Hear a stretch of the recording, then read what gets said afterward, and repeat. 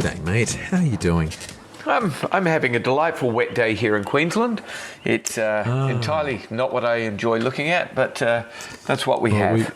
We've got a gorgeous 23 degrees and sun in the middle of summer for good old Sydney. Oh. So, the gorgeous weather, just all of the nonsense traffic that goes along with it.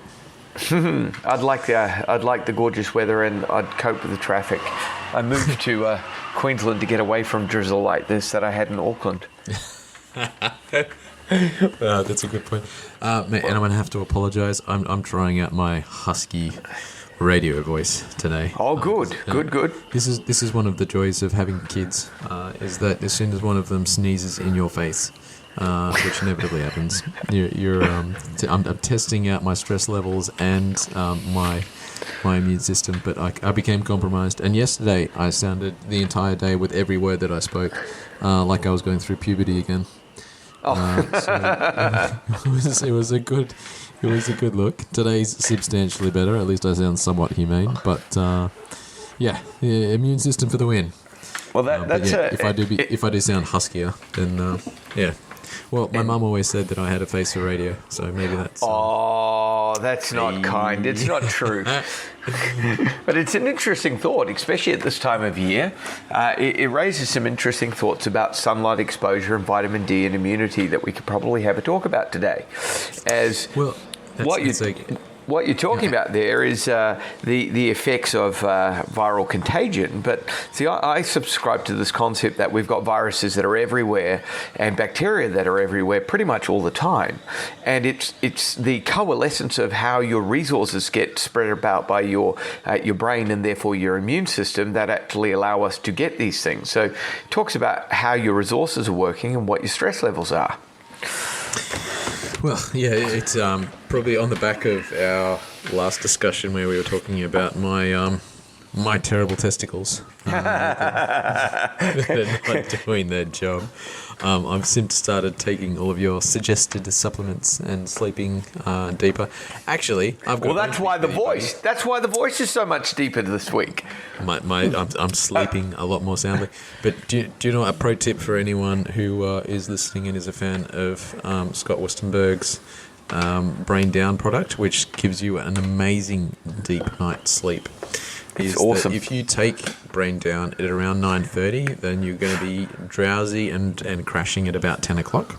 That's true. Unless you've got a gorgeous 8-month-old little girl at home who decides to have a party and stay awake from 10 till 1 o'clock. Yeah.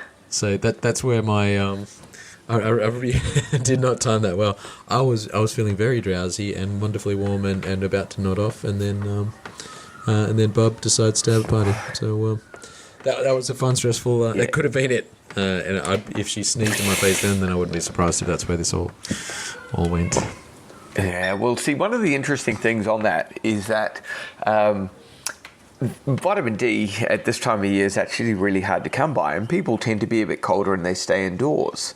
Now, what's really interesting is that it's all to do with the angle of the sun and the ultraviolet light hitting the actual atmosphere. And so with the sun basically straight up and down above the kind of part of the country that you're in at that moment in time, in winter, the only sunlight will occur generally about midday. But the problem is that the angle of the sun below the 37th parallel, which is around Newcastle, means that anyone from about Newcastle down will not get any vitamin D production at this time of year. Doesn't matter how much time they spend in the sun. Huh. So how does so let's say I've got normal vitamin D levels. What's the mechanism for storing vitamin D? Do we actually store vitamin D? Because we hold on to it quite effectively. It's a fat-soluble vitamin, so it'll stay in your system reasonably effectively because you need it to run your immune system at all points in time. So it's massively important for making your thyroid work at all points in time. So yeah, you absolutely store it. And we want, perhaps a minimum of, say, 70 units in the bloodstream, but I'd try and keep people around 120 to 150, much more high than perhaps is recommended by some of the more conservative medical doctors in the country. Well, to wit, I actually had a patient just come in. Actually, I think I've talked about it before. Vestibular migraines. She's actually got a whole concoction of things, but one of the looked at all of her blood work and everything was looking good. No anemia. We discussed that she had a gluten and dairy imbalance, and I got her off that, and she substantially improved just over the space of a week, just getting that crap out of her system. Awesome. But the one thing that was missing out of her blood work was the vitamin D levels. Right. So I finally got to check those today, and I think the range, correct me if I'm wrong, is from like sort of 50 to 140 is the recommended. 50 to 150 is usual. 150? Yeah, she scored a 33. Woohoo! Big. Okay, so I'm not surprised she's not feeling all that fantastic. Her ability to control calcium's not going to be there. So what happens if you can't control calcium? You get deposition in a whole bunch of places, and you get excitatory neurotoxicity potential. Because of course the calcium is essential for your spike trains for electro stimulation in all of your nerves. For those of you listening at home, that's making your nerves go zap. Yeah, sorry. Very well said. That was awesome. Yeah. So if you can't absorb calcium, you start running out of the ability to actually fire a nerve, to actually do whatever you want, whether it's think something, lift an arm, etc. So that's an interesting concept for us, because without the vitamin D, you just don't hold on to your calcium particularly well. You can get cramping. You can get, vestibular disturbances. You can get issues with immunity. There's just all sorts of different problems. Now, what the body will do is it'll start to liberate calcium from your bones, because if you can't absorb it, you've got to get it from somewhere. Long term, that's going to create some problems for us. Now, in a normal situation whereby someone is not getting vitamin D and not holding on to calcium during the winter, the system will kind of expect that you'll make up for it in the summertime. Lots of sunlight, lots of outside, lots of bouncing around and jumping on stuff and vibrating your bones to put all that calcium back in. So your body's kind of designed for these boom-bust cycles, but we don't do that.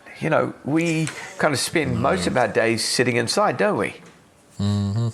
So I take vitamin D most days. Sitting will kill you. But perhaps not for what people kind of think. The current concept of sitting is the new smoking, and I don't really think it's quite like we're describing it that way. It's really that the effects of indoor life really aren't all as healthy for what we were designed to cope with. But yeah, up here in Queensland in the middle of winter, you get vitamin D production between about 11 and 1. So we're really, everyone lower than kind of Newcastle, certainly Sydney down, aren't getting vitamin D in the winter time. And it's interesting that correlates really, really effectively with a whole bunch of interesting disease states and symptoms, such as lower vitamin D is highly correlated with multiple sclerosis in people. And of course, people that tend to pick that one up most commonly are white females under 30 years of age. Now, interestingly, you'll note the term white. I'm not actually being racist at this moment. A, it's a genetic thing, but B, white indicates that they're not actually getting a lot of vitamin D hitting their skin. What do you think the mechanism behind vitamin D and multiple sclerosis is? Is that something to do with the immune regulation or an autoimmune breakdown, a tau development, all that sort of? Fundamentally, my overall thought is that it's to do with autoimmune breakdown. Without the vitamin D, you can't turn off inflammation.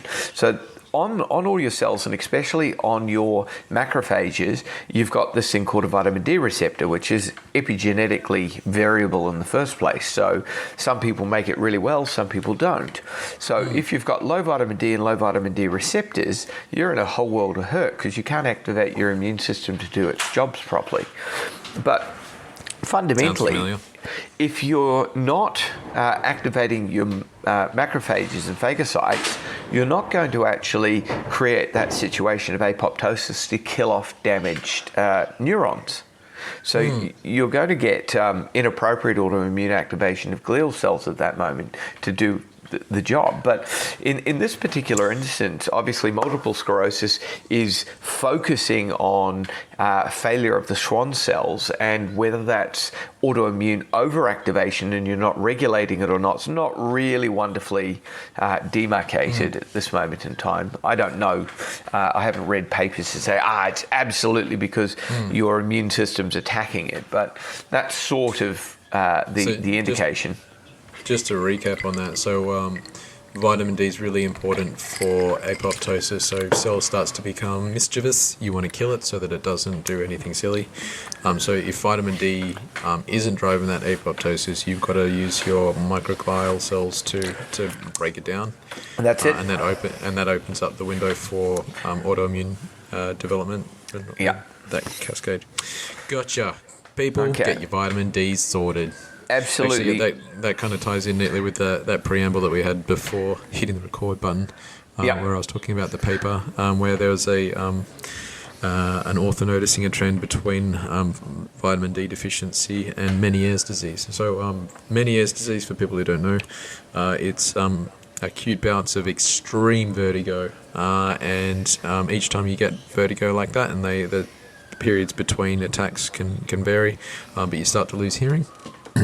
So this author is suggesting that the Meniere's in some cases may be due to a post-viral autoimmune reaction, so that the virus is getting in, and then instead of vitamin D, like we just suggested, driving apoptosis like it should, if you don't have vitamin D, you've got to use another system to mop up those damaged cells, and hello microglia cells and autoimmunity and all the other shenanigans. I'm guessing that's the mechanism there.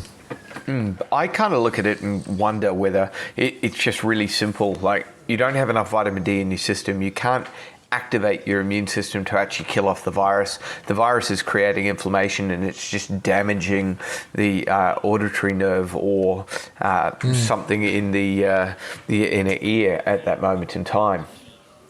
Well, actually, there was another paper that I was going to talk to you today about, that I tagged, and when I say I went into I was researching and I found a paper, what I really mean is I found something on Facebook and I hit the save button. Cool. So, on my Facebook spoon-fed research. It's other people's idea of what's interesting to them. I love it because you get all sorts of different things coming out and you go, I hadn't thought to look at that. Well, apparently my Facebook themes that I like to look at is crazy martial artists doing stupid things, and things that cause dementia and make you fat. So one of the other ones was herpes virus being implicated in Alzheimer's disease. Absolutely. Which is interesting. I saw that one as well. Now that one again has a lot of sense to it. What we're seeing is a lot of our interesting childhood infections are coming back to haunt us later on, and it's the inflammation grinding away at you, and for a variety of reasons at that moment, are unable to get your immune system on top of it to actually cause these things to get suppressed. But again, you look at these things like shingles is a herpes virus at that moment in time, chickenpox virus. And I suppose, of course. So when they're saying herpes virus implicated in Alzheimer's, is that inclusive of chickenpox? Because I can't imagine. And there are many people who haven't had chickenpox at some stage of the game. That's exactly it. But then you've got to get even more interesting because we're now vaccinating for chickenpox. So we're inducing that virus into people's systems. And there's no easy differentiation between the natural version or the introduced version as to whether it's anything to do with it. Now, don't let anyone say that I said, oh, look, that vaccination is causing the disease. I'm not saying that whatsoever. What I'm suggesting is we have people who haven't had it naturally, but everyone's now got those viruses in their system. If their immune system dysregulates for whatever reason, maybe that virus being there is able to actually upregulate itself, take off its suppression, start kind of going to town on you. So not so much the exposure to, but the breakdown in normal immune system function that's allowing for these sorts of I think it's absolutely it's your immune system and your brain's therefore control of your immune system totally breaking down, or a lack of building blocks, a lack of vitamin D, a lack of zinc, a lack of those things to make the constituent parts, your white cells, your B cells, your T cells, and that dysregulation for whatever reason allows the brake to come off these things. And again, as I said right at the beginning, I subscribe to this concept. And again, it may be my theory, and we'll find out whether I'm right or wrong at some point, because, information will come to hand. But that it's really to do with the soup that we live in, the milieu, so to speak, as Louis Pasteur said on his deathbed. So you've heard that one? On Pasteur's deathbed, he recanted his germ theory. He basically said, I was wrong. It is the milieu that is most important. So it's not the pure bacteria by itself, it's how your body deals with the bacteria. So the bacteria are always there. What the problem seems to be is when you basically kind of live in a hovel, so to speak. Everything's dirty. There's garbage everywhere. Your body's unable to cope because it's got so many threats going on all the time. And so you have to differentiate between what you're going to deal with at any one moment, and that gets on top of you. So I really like that particular concept because, again, we get the virus in. In most of these cases, we don't not have the virus, or we don't not have antibodies to the virus. And again, in things like chickenpox, we get these viruses living further in our neurological tissue. They live in the dorsal root ganglia in our spinal cords. So you kill it off, so to speak, but it doesn't go away. It stays there, and it waits until your system is so suppressed because you can't raise a decent defense to keep it suppressed, and suddenly you've got inflammatory shingles and herpetic blisters coming out on your skin.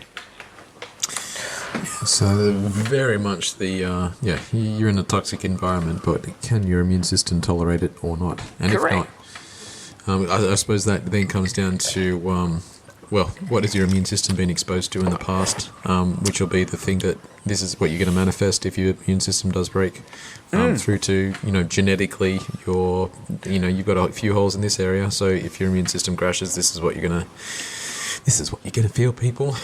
A la sort of, asthma versus, anyway, that's a whole drama. Yeah. So I think it's a very important thing that we actually need to look at in a whole lot greater detail. As a society, but we're not. We're kind of stuck on have thing, take thing for the problem. And it just doesn't really seem to be working except in absolute crisis situation.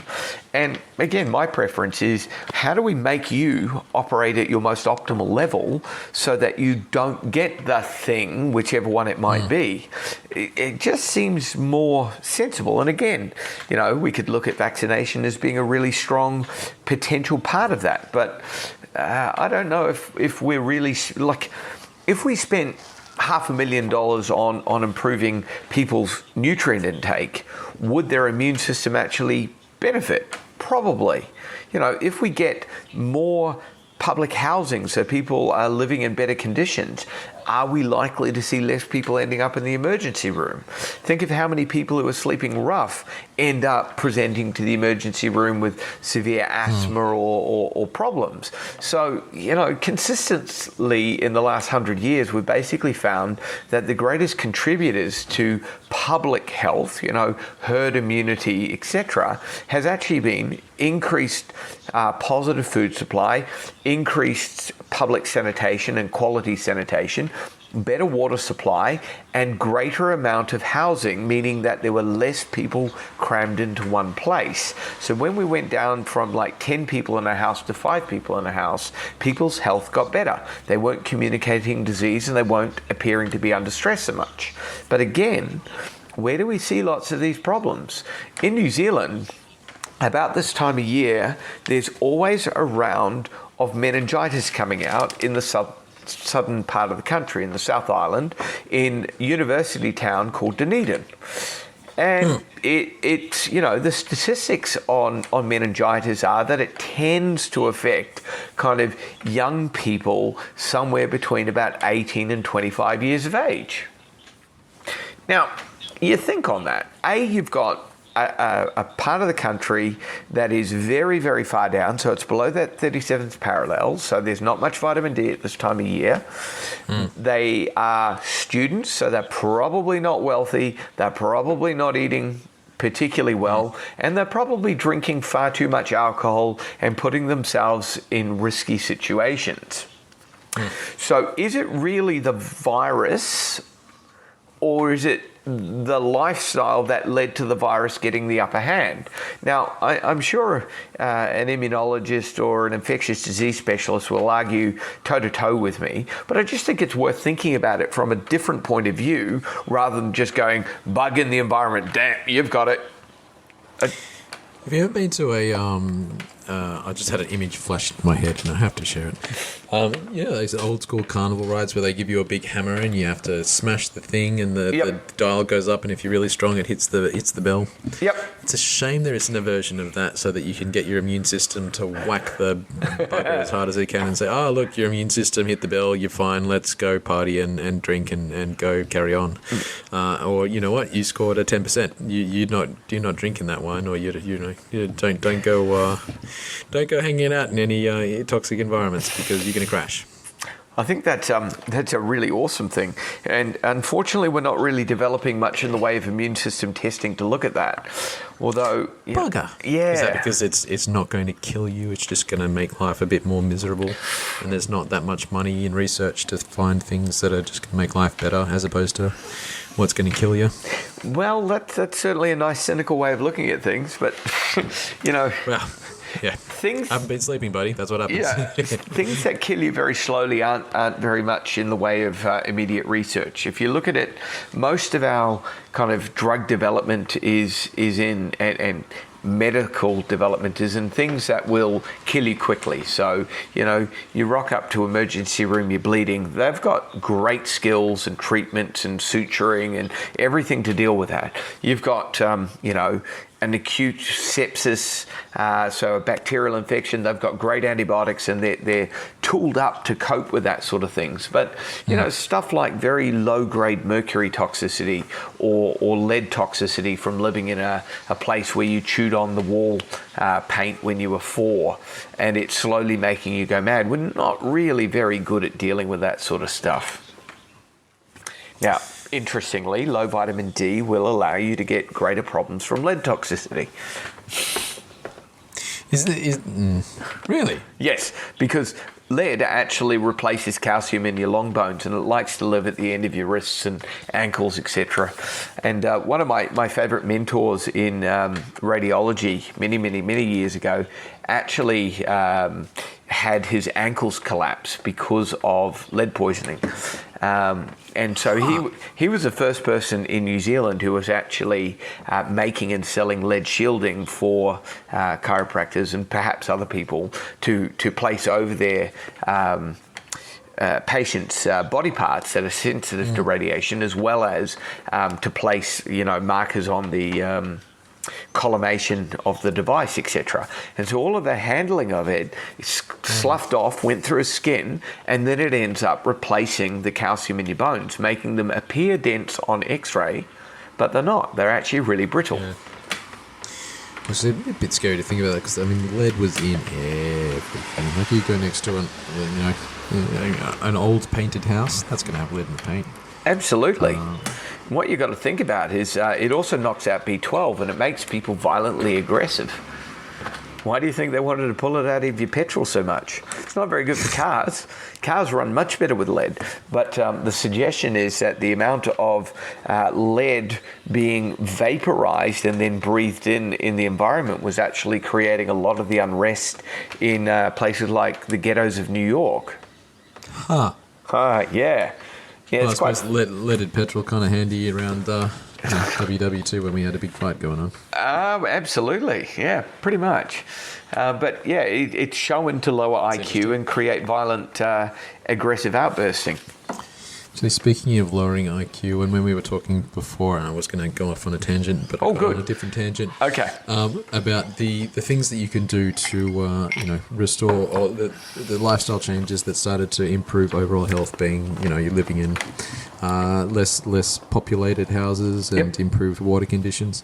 Did you see the thing that came out again through Facebook News earlier in the week about New Zealand's Supreme Court saying something about getting fluoride out of the water in NZ? I did. I didn't read it, but I have a position on fluoride anyway.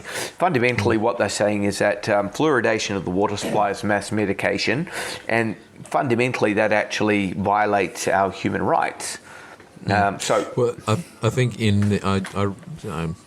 I skimmed through some of the important parts until I found the bit that was interesting to me, which is where they were talking about IQ, and they were finding that there was a significant drop decrease in IQ. Yep. Somewhere, I have to double check, but I believe it was in the double digits. High double digits. It's a massive effect. So that's scary as shit. Well, that depends. It makes people more docile. So if you lower someone's IQ, who's being cynical now, buddy? That's awesome. I'm not actually being cynical. I'm actually being quite truthful here. Unfortunately, if you lower someone's IQ, they can't actually question you. So you have to wonder why these things are in the water. Now, again, I know that there are dental organizations out there who'll tell us that the research shows categorically that it improves dental hygiene. And I say absolutely it does, and it improves it in children under or around the age of 13 until they've got their adult dentition. And great. So why is it going into the adult water supply? Because only, I think something like 0.5% of all the water consumed is actually by children under that age range. So where's the rest of it going?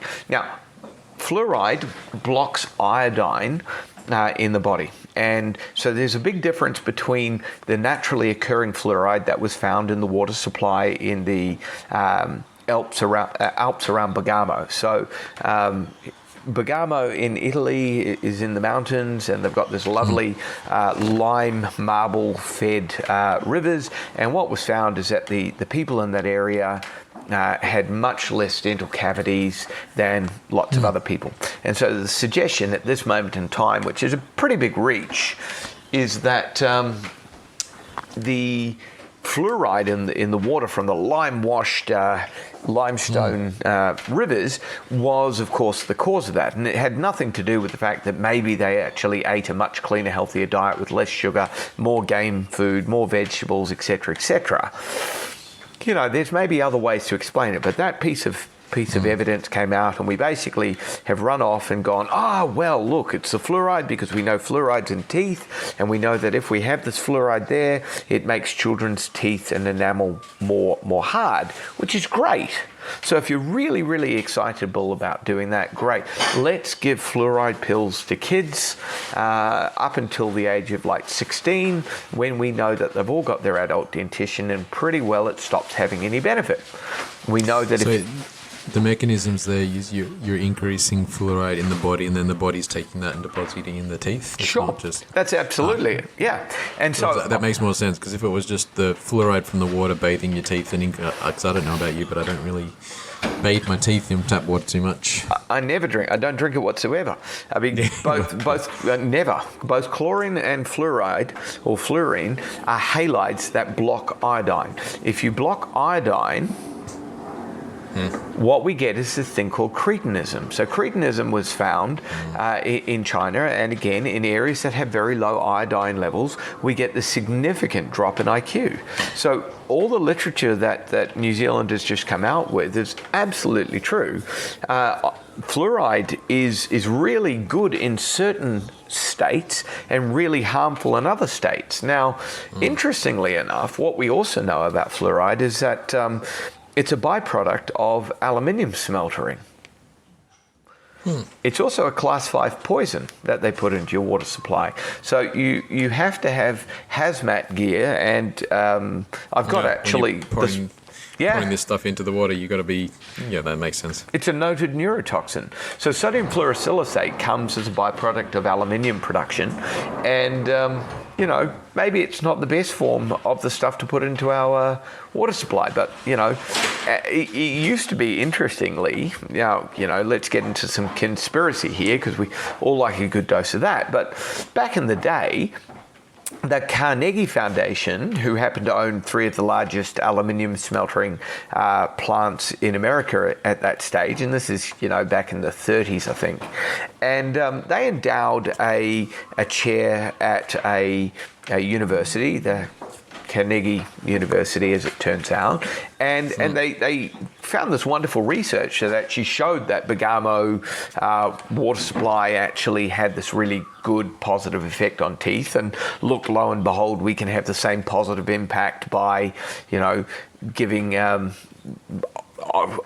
supplementation of fluoride. And look, doesn't it massively increase improvements in people's oral hygiene?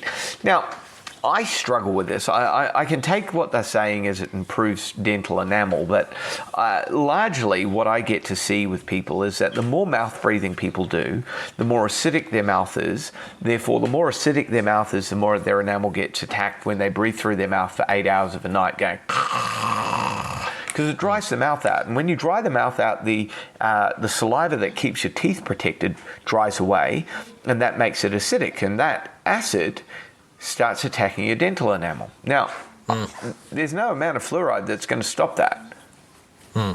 So what you have to do is you have to figure out why are the people so stuffed up nasally, whether it's, dust mite allergy or, pollen allergies or milk allergy or something that they've got an infection all the time that's causing their sinuses to be blocked, or they've got structural irregularity in the mouth and their teeth are all misshapen because they're eating the wrong things as a kid. I mean, let's face it, how many kids chew hard, gritty food that tires their jaws out? There's no ripping and shredding of things. It's all kind of mush and pap, etc. So what occurs is that your teeth and your jaw structure develop and grow in response to pulling and biting and chewing hard on things. So the more liquid, look at your average white bread with that magic fiber that those companies talk about. You can't see the damn fiber because it's liquid fiber that's hidden away in there. Otherwise, it's just springy sponge stuff. And when you bite it, it goes like candy floss. Fairy floss stuff. It makes it easy for the kids to chew, though. That's exactly it. So their jaw structure doesn't develop. Now that narrowing and shrinking of the upper palate causes the tongue to sit down in the mouth. So when they go to sleep with their tongue sitting down in the mouth and they relax and become catatonic after an hour and a half sleep or so, where does the tongue go? Falls down the back of their throat. So that starts to choke them. Hello. So what are they going to do? They're going to open their mouth and they're going to start opening up that airway to get the air to go through because they can't breathe through their nose. Hello acidity, hello teeth decay, and hello... Correct. Jesus. Now, obviously... more fluoridation. Maybe that's the answer. That's the answer. The Australian government's done a really sensible thing, and they've made it feasible to actually get people publicly funded dental treatment. And you note that the areas of greater affluence who have people who take their kids and pay the half cost and the differences with their insurance company and get their teeth looked at more regularly, every 6 months, tend to have less problems. And when you start looking at lower socioeconomic areas, regardless of how much we really, really, really want to look at, the magic of fluoride, we get to see that people are still not having the greatest retention of their dentition. Now, there are going to be naysayers against what I've just said. There are, I'm sure, dentists out there who say, yeah, but areas with more fluoridation in their water have better teeth. Well, maybe that's true, but it doesn't make cause and effect. That's a correlation, and there could be other factors involved there, such as those people living in that area don't feed their kids candy and soft drink all the time. Maybe they, I know of children who were given Coca-Cola, and I'm using that by name because I know that's what it was, in their baby's bottle to go to sleep at night. Stop it. I'm not even kidding. That is for real. I've seen these people because I used to work in a lower socioeconomic area. And so we had discussions about that not necessarily being a good thing, obviously. But what do you think that kid's teeth were like when they were coming through at 3? Oh, probably nice and spongy, just like the Wonder Bread. Yeah, pretty much. And so, you know, they get to go see the dentist, and the dentist will do the sensible thing, and they'll basically put crowns on the back of all those molars as they get older. So they get stainless steel in their mouth. Well, at least it's not the mercury amalgam that they used to use. Well, that's fair, but, you know, a stainless steel amalgam crown is an alloy of multiple different metals, and it's in an acidic environment of saline, the saliva, and so it's going to be running electrical current through those teeth as they bite. I was going to ask you about that. Yeah, what's the piezoelectric effect there? It's quite negative on the nerves. So, you know, different teeth will have different amounts of contact, but, you know, you're going to be sloughing off small amounts of trace metal in there. Now, I can't sit here and say, oh, that's the worst thing in the world, and look, you got to stop. All I can say is, look, logically, having a piezoelectric effect in your mouth around electrically charged nerves and other teeth is probably not such a great thing for you. I wonder, and I'm going to make this my homework for the week, check out if there's any correlation between stainless steel caps and trigeminal neuralgia. Interesting thought. Or at least migraines. Something with that facial and trigeminal nerve getting hyper excited by chewing on a battery. But yeah, suffice to say, fluoride in your water blocking iodine, plus low vitamin D, hello thyroid problems. Yeah, absolutely, especially in a country like Australia and New Zealand, where, there's a strong preponderance to a Celtic background, which has a genetic risk of thyroid. We have a low iodine level in our soil, so we're not getting it from our food particularly. We don't really eat a lot of seafood here in Australia unless you live right on the coast. Like you go to Uluru or Alice Springs, think of how much seafood those people get. Yeah. So you're not getting it from the seafood supply, which is the other source of iodine. So you put fluoride in the water, you block the person's natural accumulation of iodine just from food source, and we have a low iodine level anyway.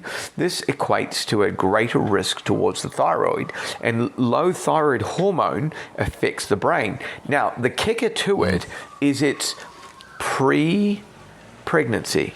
So the lower the iodine level and the lower the bioavailability of thyroid hormone, the more likely there is a risk factor to your offspring's intelligence. Geez, that's scary. Isn't it? But, we're doing it for the public good. Now, the argument is based, regardless of the rights or wrong of whether it causes problems or not, what we're talking about is public cost. Arguably, we are told that the mass medication of the water supply, even if it's in violation of our human rights, is the cheapest, most efficient way of doing it instead of doling out iodine pills as they used to. So most of our decisions are based upon the lowest cost for the greatest supposed benefit. And I can't easily argue that. I mean, I don't know what the cost of handing out pills would be. I imagine it'd be... I figure, though, probably fluoridating the water supply is not the best way forward. I reckon that'd be expensive.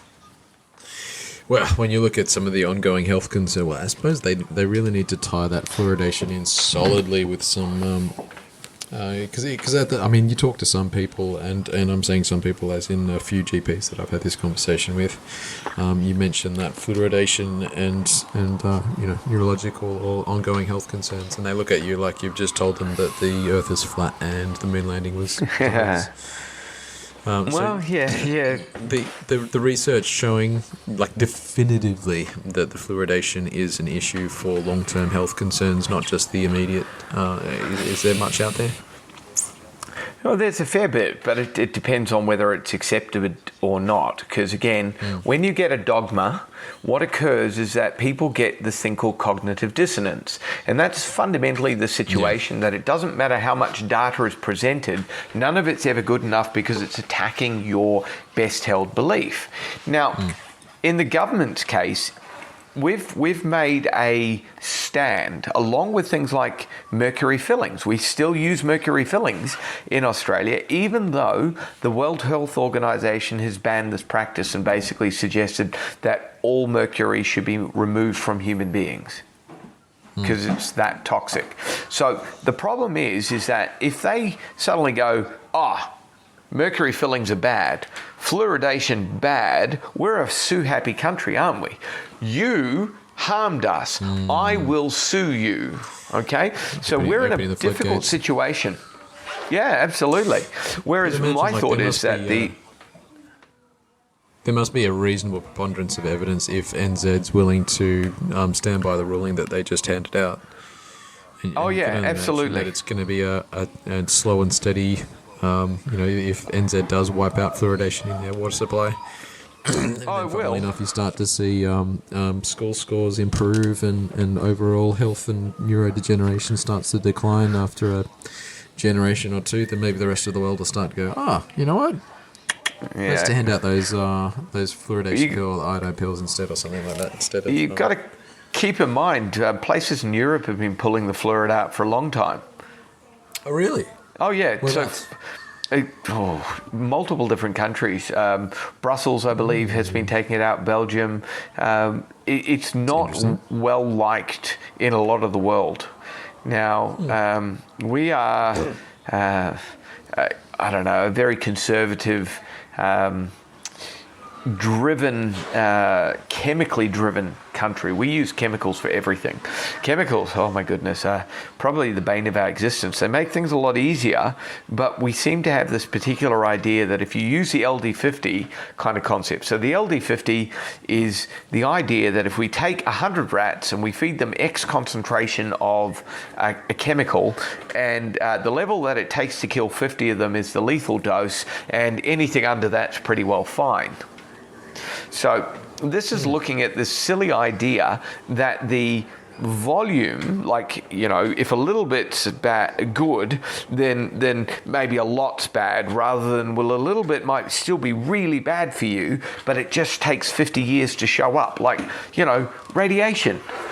All radiation's bad. We know this. We just, it didn't instantly knock you off your perch, so it must be okay.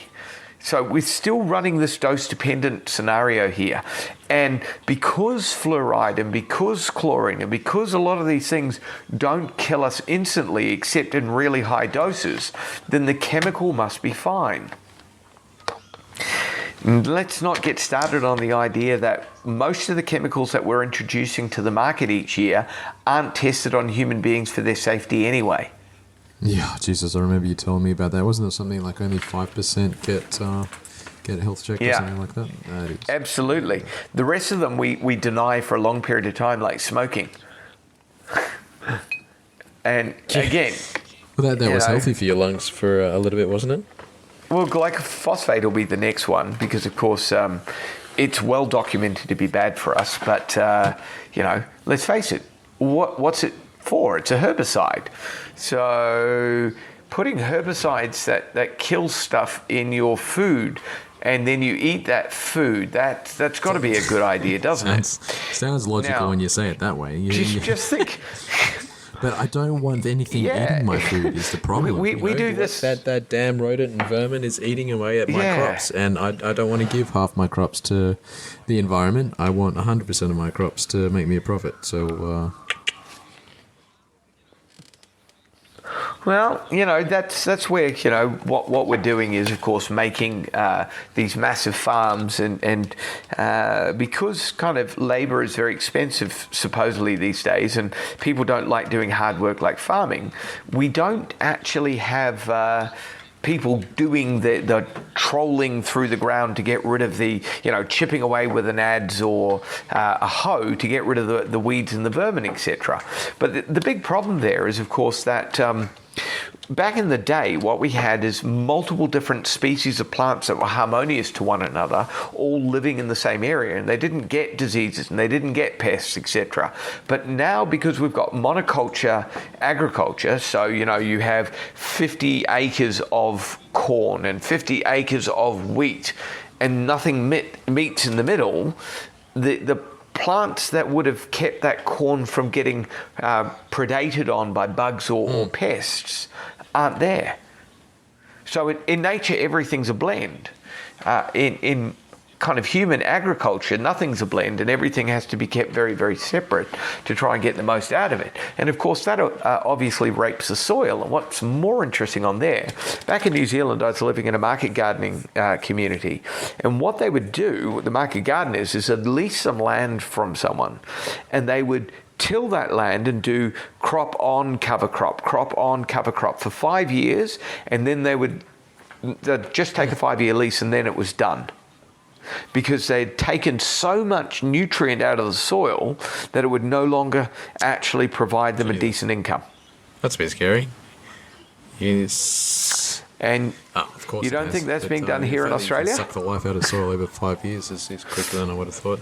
So the counter argument to that would be without mass-produced crops, you're going to have a big famine.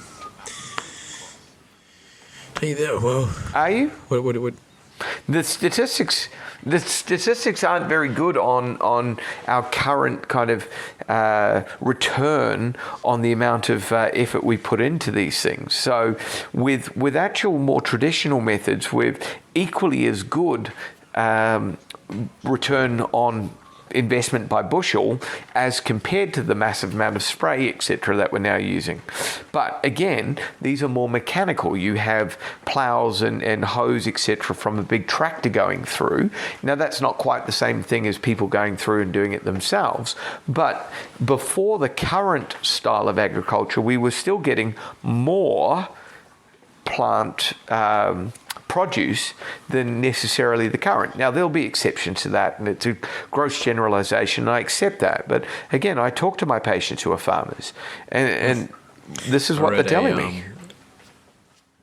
I read something the other day that was off the back of the latest Avengers Infinity War movie. Did you see it? Okay, so... cool. Okay. Have not.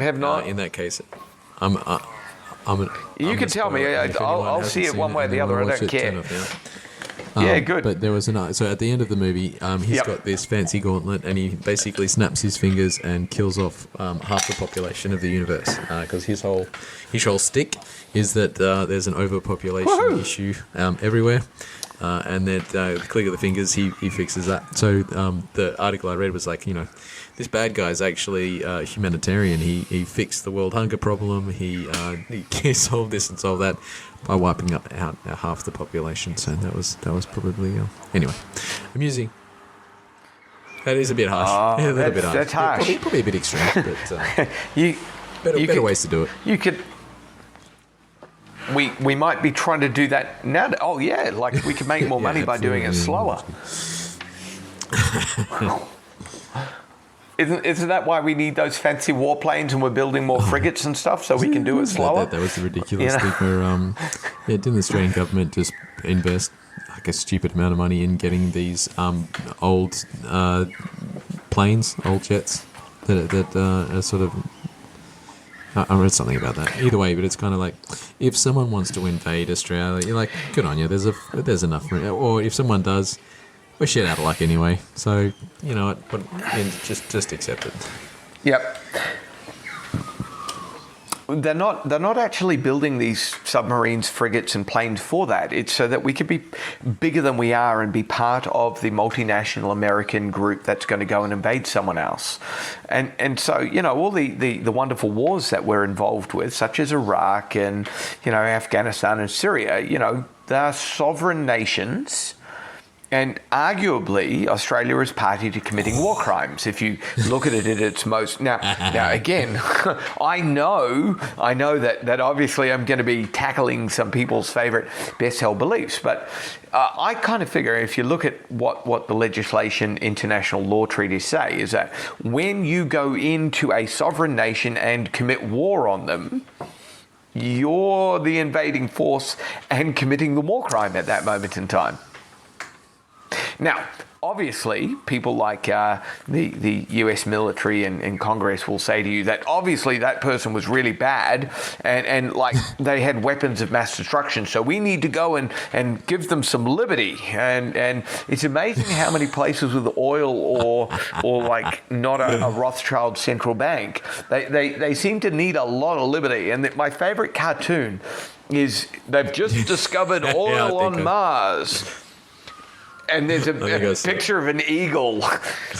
Looks like they need some freedom. And then, like, NASA was just sitting in the back going, finally some funding.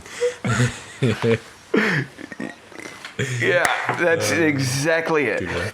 So I don't know that we need any of these warplanes for our own protection. Put on our big boy pants and say, yeah, we're in it too, guys. Yeah.